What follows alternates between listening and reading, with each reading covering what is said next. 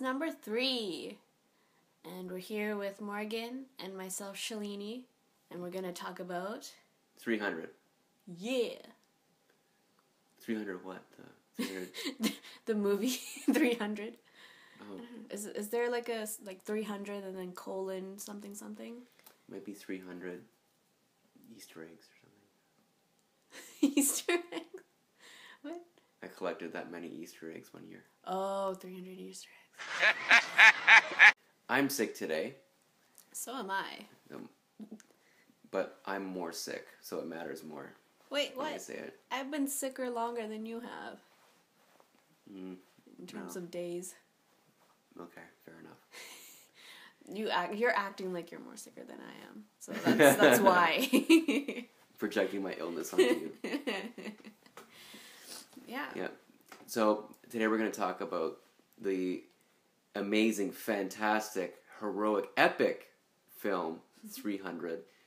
And briefly, its rather unfortunate sequel, 300 Rising. Yeah, Rise of an Empire. Yeah, Rise of it. Yeah. See, I've even forgotten the subtitle. That's how little I care about. I think I called film. it 300 Rising, and I don't think that's what it is. Yeah, it's Rise of an Empire.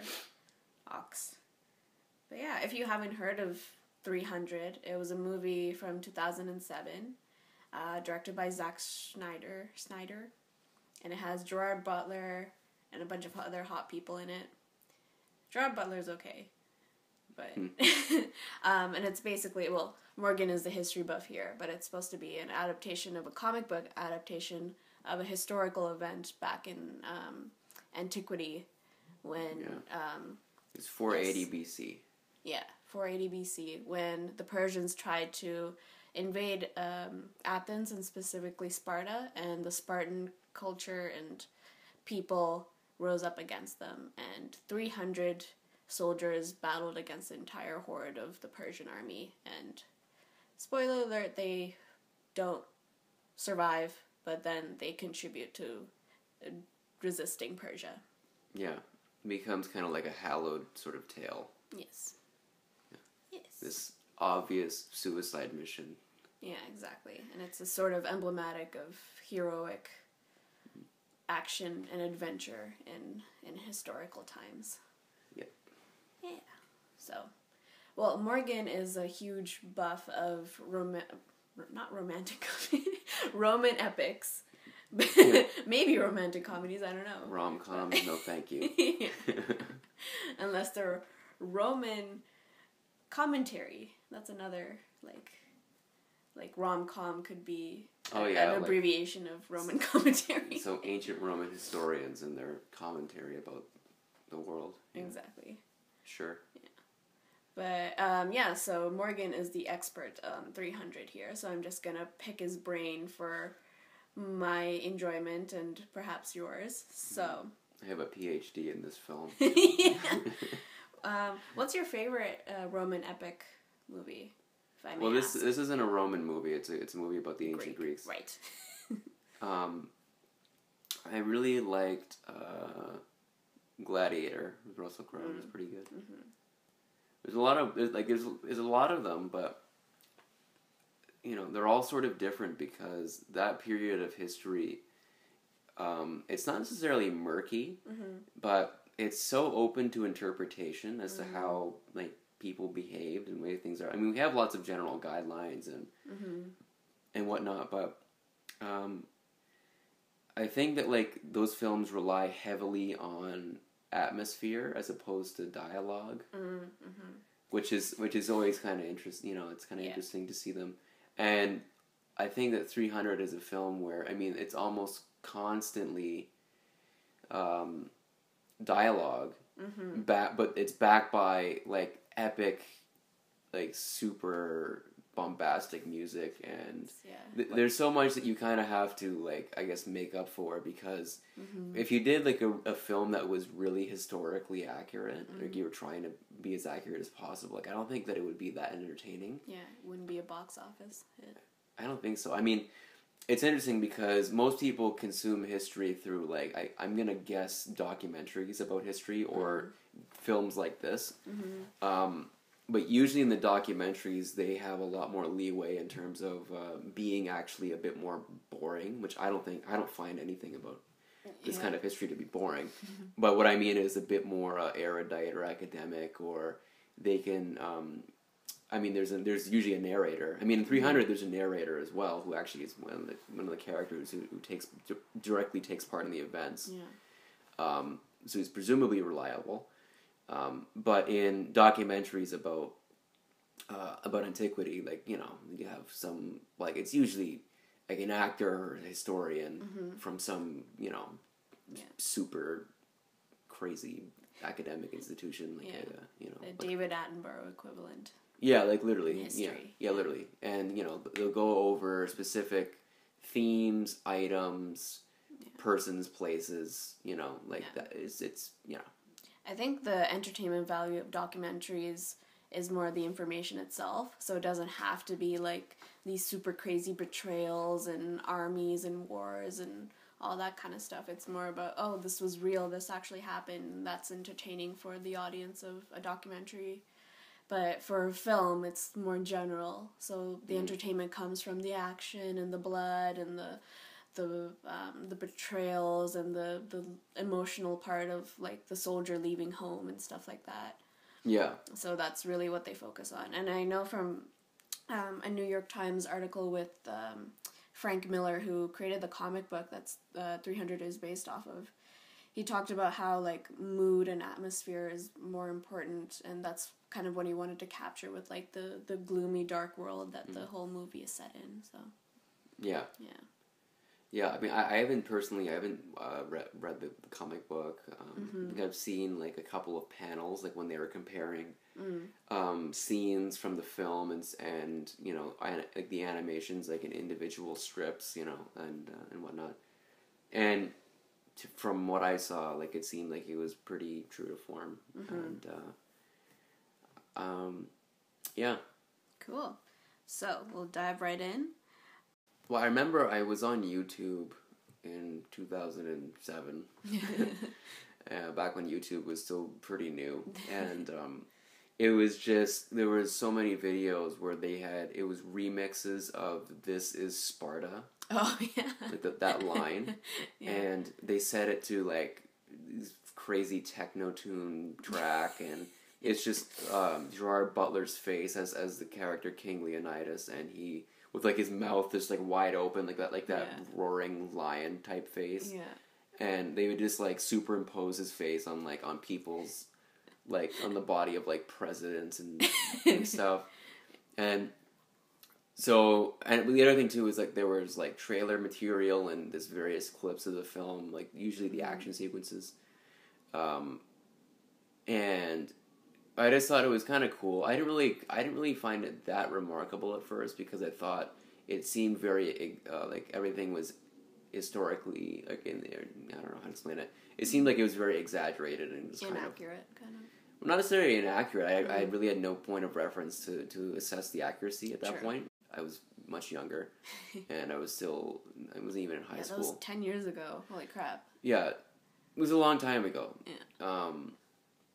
But I mean, I kind of knew, like, okay, first, like they're all the guys are way too jacked, and everyone in this film is just super beautiful. Like, everyone's fucking beautiful in this film. Like, they're just, everyone is good looking, sculpted. Lena Headey is Headey. Yeah. Is very attractive in the film, and it's the makeup that was done is great job, folks. Yeah. It's one of my favorite kind. Like, I think it's because it's such a bizarre kind of film. Like, there's really not a film like it, frankly. There's so, like, it's just everything from the atmosphere, the weird use of CGI. I mean, it's probably one of the most CGI heavy films probably, like, in existence. Yeah. I read that almost everything was screened against a blue screen, so they can add the settings and the atmosphere into it afterwards. So yeah, it's just, all of it is just not real. Basically. Yeah, totally. Yeah, they totally didn't go to Greece to film this. Like, there's almost no indication that they left even like that they even did anything outside. You know what I mean? They didn't leave Hollywood for this one. Yeah. And so I think like a lot of people who didn't like the film cited, at least partly cited that. So many of even like the characters were CGI'd, so it comes across as kind of like this, you know, like caricature kind of thing. Yeah, and I guess for people who didn't know that it was first a comic book and they're trying to be faithful to the comic book, presumably, that's why it looks kind of bizarre. Yeah, but I learned to like the aesthetic of it as time goes on, and kind of the more that I watch the film, like as time goes on, I appreciate more like the weirdness of it and kind of the weird quirky elements to it. So yeah, I like it too. Like you hit it correctly when you said that there's no movie that's really kind of like it right now, or like since, that has like such a like weirdly like graphical and atmospheric sort of attention to it. And that's really what most of the movie is about like the mood and the looks and the people's faces and like all the action and how it slows down and goes really fast at certain points. I've studied graphic novels before, and this movie is really true to that graphic novel sort of look, where everything's sculpted and perfect, and you like there's bright colors and dark backgrounds, and just looks like you could take every scene and kind of print it, and it would just look like a comic strip. So I really like that aspect of it. And also like the whole narrator point of view is like really interesting too, because obviously study literature, and Frank Miller has also talked about how it's from a certain person's point of view, and it is a Greek person's point of view. It's like this soldier, so obviously it's exaggerated and to the effect of showing the Greeks as the heroes and like putting them on the pedestal and having everything kind of look a certain like epic way, because he is trying to convince like the whole like the frame narrative is that he's trying to convince all of Greece to go against Persia, right? Like that's his whole thing. So he's trying to like beef up this entire story, and this is the visual aspect of that story. So going back to the history stuff, how accurate are the depictions of Spartans and Persians in this film? Or in both films, I guess. Yeah, I don't, it depends on, like, in what respects. Like, in terms of, like, weapons, armor, and garb, like, even then it's still a little bit inaccurate. Because I'm thinking that the Spartans would have had armor. Maybe, just maybe. Yeah. Like, not had their chests just completely bare, and their legs almost entirely, like, vulnerable. I think the red capes were definitely a thing. Yeah. Like, those were probably... Kind of seems iconic. Yeah. The round shields with the alpha symbol on it, that was definitely true to form. Oh, the spears. I didn't notice they had alpha signals on them. Yeah. Well, or maybe they didn't. Maybe I'm just, like, imagining. But anyway. Yeah. We'll put a picture up. In fact, in the second film... when the Spartan fleet comes to the aid of Themistocles in the naval battle there, the flags on the ships of the Spartan ships display the alpha symbol, which that's like the symbol associated with Sparta, right? So, okay, so in terms of how the Spartans would have looked, like I'm guessing they wouldn't have been like brawny, 6 foot tall Scottish actors and British actors, right? Like they probably would have been more around like 5'6" at the most. Like people were not as well fed or just even like as tall back then anyway. True. Yeah. They didn't all look like the statue of David, unfortunately. No. I mean, in terms of like their muscle definition, like possibly. I mean, well, for me it would be probably because of like the training that they would go through. But they're too perfect looking. Yeah. And they're too clean, I think. Yeah. That's one thing. Probably. And the other part is they're totally not Greek in the film. None of the actors are Greek, I don't think. I don't think any of them look Greek. Yeah. Like David Wenham, the guy who narrates it and looks like he's Faramir in Lord of the Rings. He does not look anything like a Greek person. No, not really. No. Yeah. With Lena Headey's Queen Gorgo and Spartan Queen. Yeah, I guess they kind of made her look Greek. She kind of looks Greek, actually. I don't know. I'm kind of thinking about the men. Maybe the captain kind of looks like it. But anyway, so I guess we should talk about, like, the cast of it. So it was Gerard Butler, David Wenham, Michael Fassbender, randomly. Yeah, I totally forgot he was in it. Yeah, he doesn't look Greek at all. No.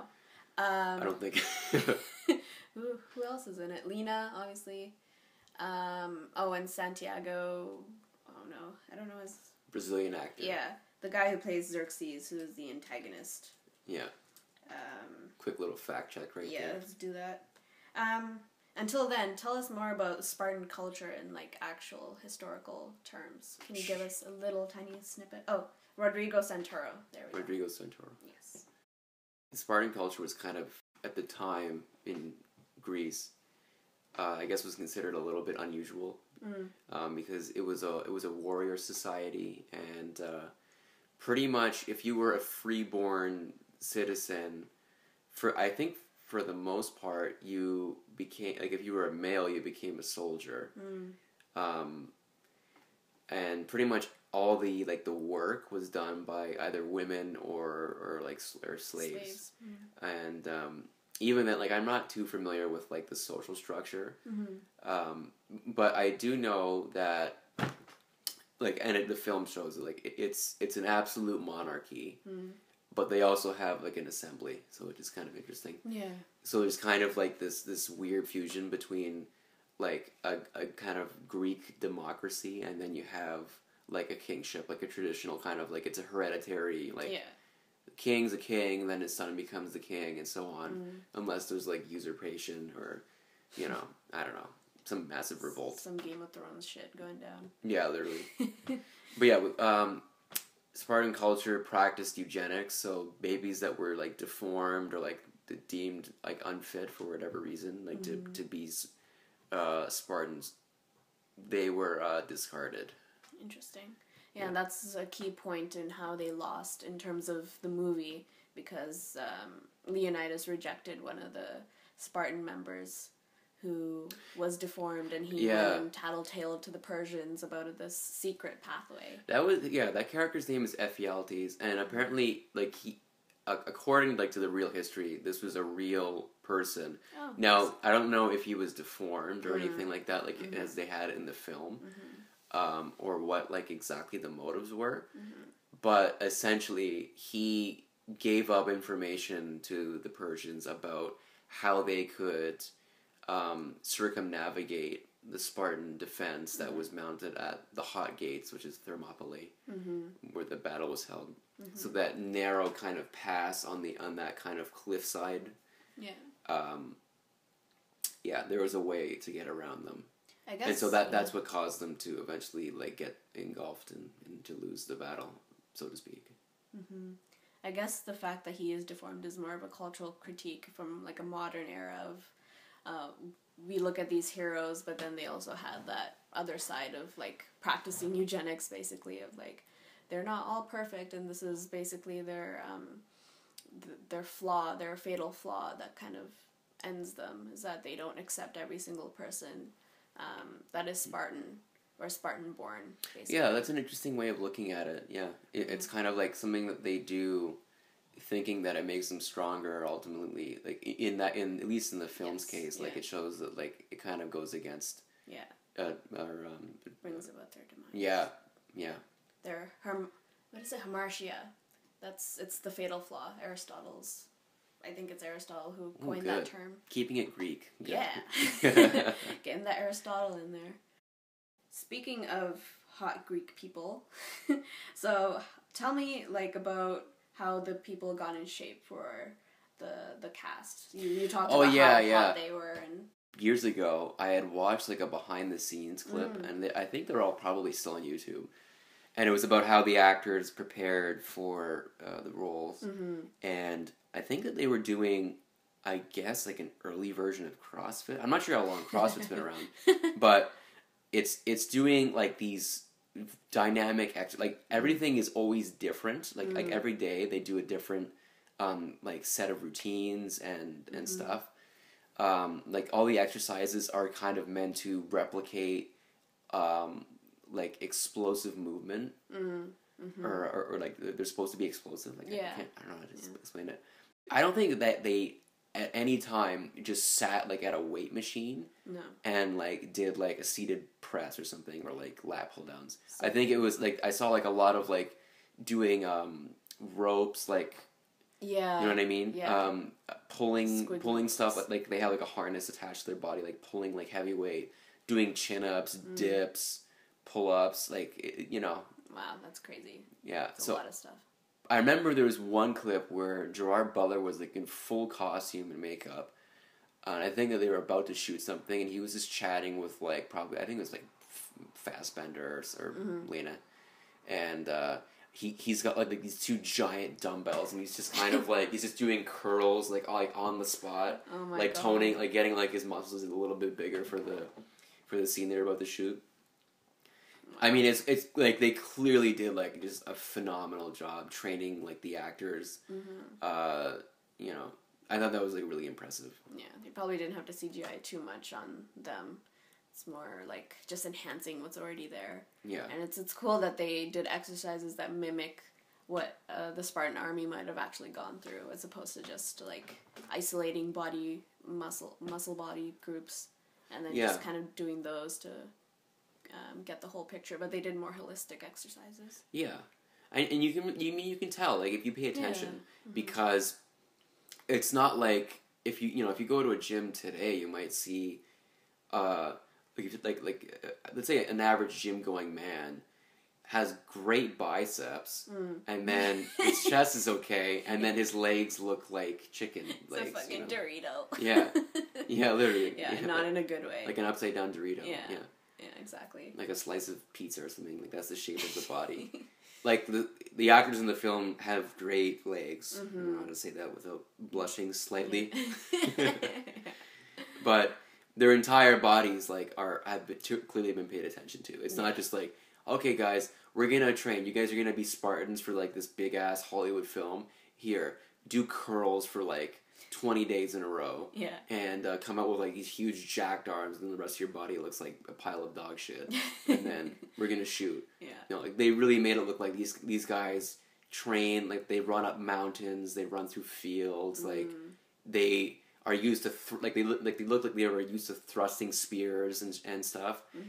Their sword swipes, like even though like they're really like dramatic and exaggerated, like it looks like they're comfortable. Holding the weapons. And I think that was another big part is that they probably got like a lot of. I'm guessing they got some martial arts training, like in terms of weapon training. And yeah. All that. And I think, it looks totally realistic in terms of, like, these people actually have lived this way for a long time. But it's just, like, with the whole, like, way that they filmed it, it was just totally something out of this world. Yeah. Kind of looking. Absolutely, yeah. In that regard, the acting was spectacular. I mean, I think you can judge the dialogue as the dialogue itself, and it's not always the greatest. Yeah, the acting goes beyond dialogue. Too. Yeah, no, I think if you watch the whole film with the volume off, I think it would still somewhat be appealing. You'd have to see it like in Super HD or something. Yeah, but then you'd miss the Super music. HD. But yeah, no, that's very true. I mean, we'll probably return back to talking about fitness and workout regimens in another podcast. So that'll be something to look forward to for sure. Yeah, because we totally do that. Cool. So, what was your favorite scene and why? Or what is your favorite scene? You can go through both films if you really can't find anything in the first one. Yeah. Yeah. Well, almost nothing in the second film I liked. It was a very hard pull. Like, we watched it over, like, a span of 3 days, and, like, we watched it, like, 5 different times. Yeah, it was very difficult. I liked this... Okay, in 300 Rise of an Empire, I really liked the one scene where Themistocles and his troops are coming over like that little cliff because the Persians have just landed on the beach. Oh yeah. And like they're unloading stuff, and they come down the hill, and it's like a thunderstorm or some shit. Yeah. And it's just like an all-out massacre. The thing that really took me out of the second film was the use of blood, like blood being gouged out of somebody, and the slicing effects, and blood just like coming out like in gallons and stuff. Yeah, like it was kind of ridiculous. And the thing is that it didn't. The blood was so much better in the first film. Yeah. In the second film, it looked like they literally were throwing red paint. They took like a can of red fucking paint and they get cut and then they like throw it out of like their body or something. Yeah. Because that's so like it was kind of ridiculous. I didn't even notice the blood in the first film. Like obviously you watched a lot of action films and desensitized to blood as most Western people are today. But I think that's a good aspect of blood, like of blood shedding in films, is that you don't notice it as much unless that's like what you're focusing on.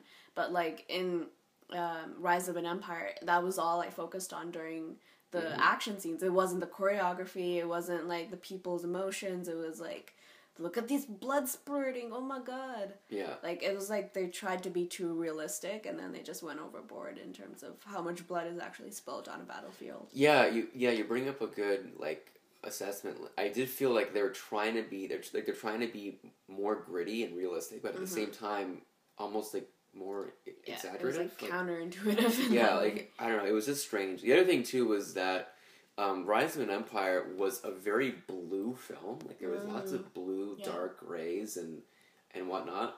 The first film, it seems like everything is set against like sand color or like bread and stuff, or like gold and yellow. Yeah, it's warmer. Yeah, so the cooler colored film, and then like this gallons of fucking red ass blood flying everywhere. Doesn't look as good. Yeah, I don't know. Yeah, it doesn't feel right. I really liked in the first film. I really like the fight sequences. I like the one where it's the fight sequence where eventually they throw the remaining Persian soldiers off the cliff.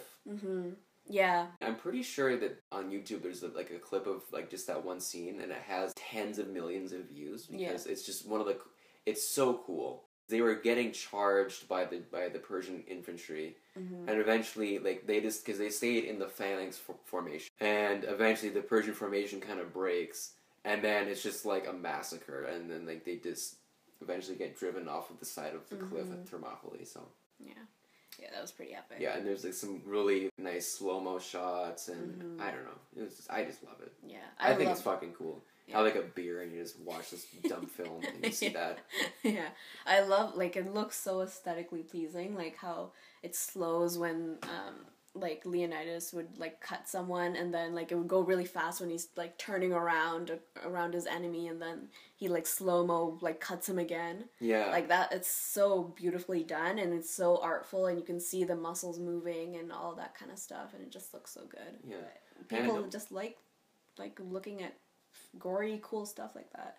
Yeah, hence the saying, keep it simple, stupid. Yeah. I'll talk about my favorite scene. So I kind of liked, well, we talked about this one before. So this was when the emissary from Persia comes to warn Leonidas and tell him to give the earth the water. Yes. Iconic. And then, and that's when Gerard kind of does his iconic, "This is Sparta." Yeah. I've heard that line probably a million times. And he kicks the freaking emissary down the well. But I think my favorite part of that scene was just him looking back at his queen, Gorgo, and just kind of like this is another example of like really good acting from a non-dialogue point where he just looks back at her and like he's like, are you sure I should do this? Declare war against like the biggest, like most like extravagant empire on the planet right now. And she was like, yeah, do it.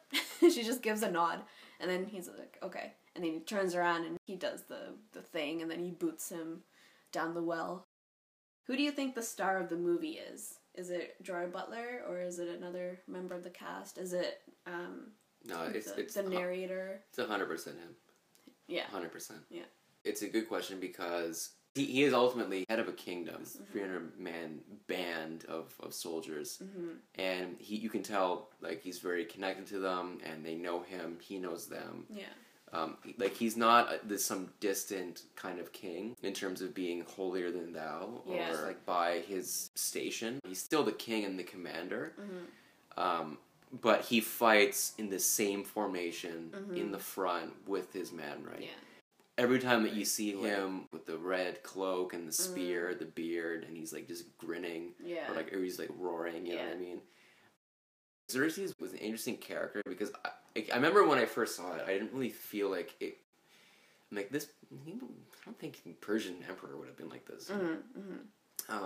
It's definitely, we use the term exaggerated here like forever. Yeah. Over and over again, but that's all I can really think of. It's meant to, it's almost like hammy, you know? Yeah. And that's kind of like one of the criticisms that I think that you and I have brought up about the film is how they portray the otherness of the Persians in the film. Yeah, it's definitely Western-centric storytelling here. Well, absolutely. I mean, the whole thing really is. Yeah.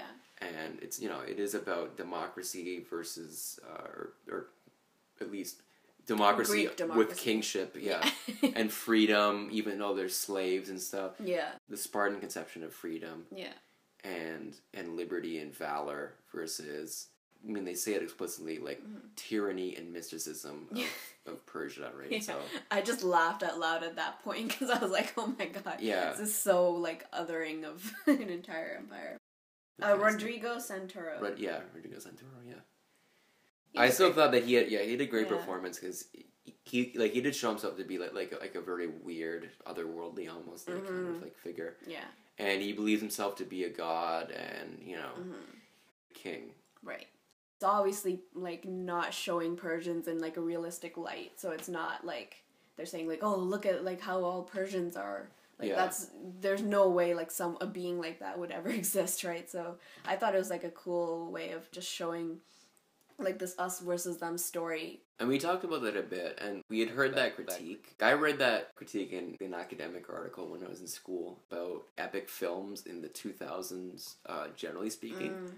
Or the author brought up, here's 300, here's this film that comes out the heat of like the Iraq War. The U.S. was still in Afghanistan, pretty much, and here's brawny Spartan men who are portrayed by, British and I guess some of them were American actors who are just mowing down, like, with spears and swords, just hordes of computer-generated Middle Eastern skirmishers, right? Yeah. So, is there a message there? Like, I don't know. I don't really know enough about this critique to really, like, speak competently about it, but I think for all intents and purposes, like, just looking at the film as it is, and looking at how the Greeks probably in their time perceived their enemy and what they were fighting against, like, it probably isn't a travesty how things were portrayed. And, there's probably a lot that was lost in translation, like between the comic book author's interpretation of the history and then the film adaptation and, like what subtle messages that the companies or the producers are trying to convey, because they do think about like what does the public want to see, what are they talking about, what are they thinking about, how can we strike emotion with them. So and Morgan and I are both Canadian, but we also know that in America military is like a big part of their culture, and that's like speaking to fighting for freedom and sacrifice and all that kind of stuff. So that's something that you can kind of dig out of this very gory film. And I think also it's not the fault with the film, but more about having different perspectives. So this is a Greek/Western perspective. So maybe like having a movie that's like Persian or Eastern perspective, like in the mainstream as a box office movie, like that can equal it out more. Because this is sort of a caveat of like, oh, it's from a Greek person's perspective, so it has to be like Western-centric. And it's like, yeah, but can we have it from the other side now? Like, so that's a valid critique, I think. But that doesn't have anything to do with the aesthetics or plot of this movie. Coming to the conclusion, so this is the last question. As a film adaptation of a comic book adaptation of a historical event, what value do you think this movie has for you, and possibly for epic movie lovers in general. And we've kind of covered this, but just to like round off the discussion. Yeah. Well, to give like a really simple answer, I think it just piques interest in the actual events that happened. Mm-hmm. The characters and the cultures, the civilizations, more broadly speaking. That's a good point. The period. You know, like I remember, like when I was much, I was like a kid when I saw this film. Mm-hmm. I wanted to learn like all about like the weapons and the military tactics and, you know, like whoa, cool, like the phalanx formation, the skirmishers and, you know, chariot riders, and so I wouldn't recommend to anybody to just watch these adaptations, right? Like this, and then take that like as historical gospel. You have to go and you have to buy a book about the period, pour into it, and you have to, and you know, from my point of view, like that's what that film did for me, and I don't doubt that it did that for like a lot of people who saw it. If you do like delve into the past after watching these movies, you can see how universal some human values are, or how human lifestyles are always kind of similar, and you can kind of like pick and see like something that connects to you in terms of something in the Greek lifestyle or the Greek culture or like the Persian culture or whatever. And you can kind of connect across history and across time like that. And I think that's something that a lot of people kind of forget to do these days, is not realize that today is not the only time that's ever existed, basically. Yeah, exactly. Like history repeats itself and all of that kind of stuff. Okay, well, yeah, that was a very intense interrogation of my admiration for this film and all the details. Yes. Yeah. The silly, goofy film. Yeah, it really is strange. But yeah, it was very entertaining, and I think in a way like it probably still holds up and it has definitely like a cult following, and you know. Even though Rise of an Empire was, to me, it was a bit of a flop. And an unfortunate end to what could have been a great series. Anyway, I think that's all that we have for today, folks. I am definitely going to go and get some alcohol and some hot tea and some honey. And alcohol in form of a throat lozenge or like vodka? Probably the latter. Ooh. Exciting. Yeah. It's only like 12:30 in the afternoon, folks. Yeah. We're already drinking, so being sick is very fun sometimes. You have to learn all the tricks and how to make it entertaining. Work for you. Yeah. Yeah. So hope you have as an exciting day as we have ahead of us with our vodka. Yeah. And see you for our next podcast. See ya. Ciao.